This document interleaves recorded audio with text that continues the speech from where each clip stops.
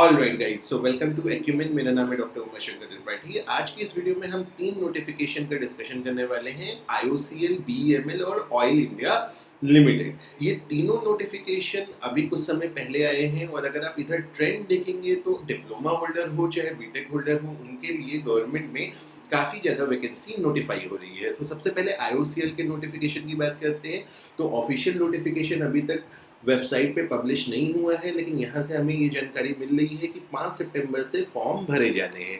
अगर आप इसका एडवर्टाइजमेंट देखेंगे तो यहाँ से हमको पता चलता है कि केमिकल, इलेक्ट्रिकल और इंस्ट्रूमेंटेशन के लिए ये वैकेंसीज आने वाली है। कितनी वैकेंसी आएगी इसकी जानकारी अभी अवेलेबल नहीं है। दूसरा एक सवाल बहुत आ रहा है कि गेट से IOCL रिक्रूट करता था तो क्या अब नहीं करेगा, तो इसके बारे में भी अभी कोई ठोस जानकारी हमारे पास नहीं है, या कहना चाहिए तो किसी के पास नहीं है। जैसे IOCL ने CBT के थ्रू रिक्रूटमेंट तो निकाला है, लेकिन गेट के थ्रू नहीं निकालेगा ऐसा भी नहीं बताया है, और निकालेगा ऐसा भी नहीं बताया है। तो इसमें अच्छाई ये है कि थोड़ा वेट करें, तभी हम इसको कंक्लूजन पहुंचाए कि IOCL गेट से रिक्रूट कर रहा है या नहीं कर रहा है। दूसरा नोटिफिकेशन है हमारा BML का। BML के नोटिफिकेशन को डिस्कस कर लेते हैं। तो यहाँ पे अगर आप इस नोटिफिकेशन को देखें तो यहाँ पे जो वैकेंसी है वो मैकेनिकल इलेक्ट्रिकल के लिए है। टोटल मैकेनिकल के लिए 90 वैकेंसी है, इलेक्ट्रिकल के लिए यहाँ पे 10 वैकेंसी है। 40,000 से 1,40,000 की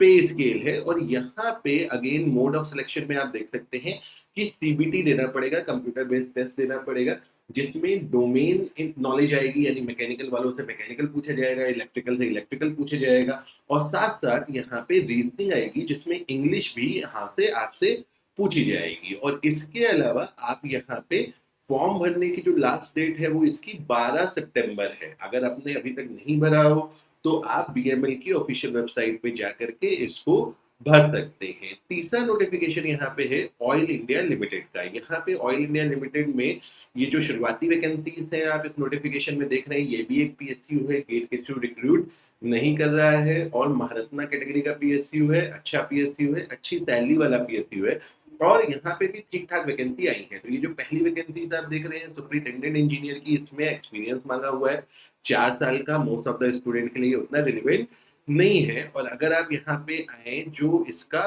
बी पार्ट है, तो बी पार्ट में पहली वैकेंसी जो है वो सीनियर ऑफिसर केमिकल की है, 6 वैकेंसीज है। यहाँ पे आपको पोस्ट ग्रेजुएट इन केमिस्ट्री मांगा गया है। दूसरी vacancy senior officer chemical engineering की है, जिसमें bachelor degree in chemical engineering 4 साल का ड्यूरेशन वाला 65% मार्क यहाँ पे आपको चाहिए, तो ये मांगा गया है। फिर सिविल में 5 वैकेंसीज है, इलेक्ट्रिकल में 6 है, पेट्रोलियम में 1 है, IT में 3 है, ऑडिटर के लिए 5 है, मैकेनिकल के लिए 35 है। तो मैकेनिकल के लिए ठीक ठाक अच्छी वैकेंसी यहाँ पे आई है। अगर इसमें आप जो प्रोसेस ऑफ सिलेक्शन देखेंगे तो प्रोसेस ऑफ सिलेक्शन यहाँ पे आपको लास्ट में बताया गया है। देखिए मोटी मोटी जानकारी हम यहाँ से आपको दे दे रहे हैं। तो यहाँ पे अगर आप देखें तो सारी डिटेल लंबा काफ़ी ये नोटिफिकेशन है।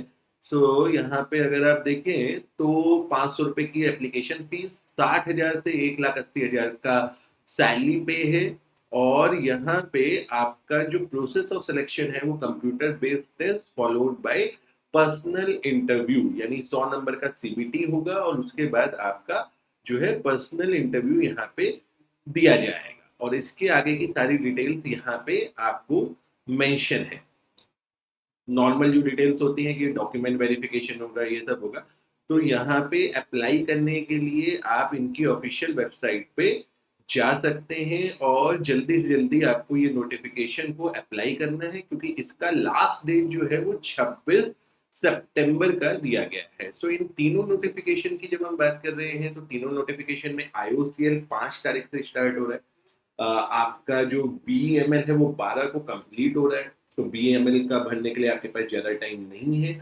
और अगर हम ऑयल इंडिया की बात करें तो ये 26 सितंबर को ये रिक्रूटमेंट नोटिफिकेशन लास्ट हो रहा है। तो कंप्यूटर बेस्ड टेस्ट से ये रिक्रूट हो रहे हैं। अब जो गेट के एक्सपीरियंस हैं, देखिए कई बार क्या होता है, कई लोग गेट की तैयारी करते हैं, और खासकर उन, क्योंकि गेट एक ऐसा रेगुलर पेपर है जो एक सर्टेन फ्रीक्वेंसी पे हर साल हमको पता है कि फरवरी के महीने में हो जाता है। अब देखिए गेट में कई सारे PSU जुड़ते हैं, कई सारे PSU निकलते हैं।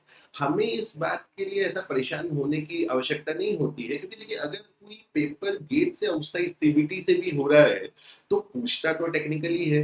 अब ऑब्वियसली पेपर के पैटर्न में डेफिनेटली थोड़ा सा अंतर होता है, लेकिन इसके पॉजिटिव निगेटिव दोनों ही साइड है। पॉजिटिव साइड डेफिनेटली ये है कि जो स्टूडेंट गेट में अच्छा परफॉर्म नहीं कर पाते हैं उनके पास एक मौका यहाँ पे और मिल जाता है। नेगेटिव साइड ये है कि गेट में कैलकुलेटर अलाउ होता है और क्वेश्चन का जो पैटर्न होता है वो इनसे स्लाइटली डिफरेंट होता है, बट एट अ कोर जो टेक्निकल नॉलेज आपको गेट के लिए चाहिए, अगर आपने अच्छे से पढ़ाई की है तो ये सीबीटी निकालने में हमारे एक्सपीरियंस से बहुत ज्यादा तकलीफ आपको नहीं रहती। तो गेट के ऑफिशियल अगर आप वेबसाइट पे जाए तो again use of get score for employment, यहाँ पे आप देख सकते हैं कि पास में इतने सारे पीएसयू यहाँ से रिक्रूट करते आए हैं, तो आगे भी ये रिक्रूट करेंगे। जैसे लास्ट ईयर ओएनजीसी ने यहाँ से रिक्रूट नहीं किया था, बट स्टिल ओएनजीसी का यहाँ पे आपका नाम है। इसके अलावा अगर आप यहाँ पे देखें तो direct recruitment of group A level post of central government such as senior field officer, senior research officer,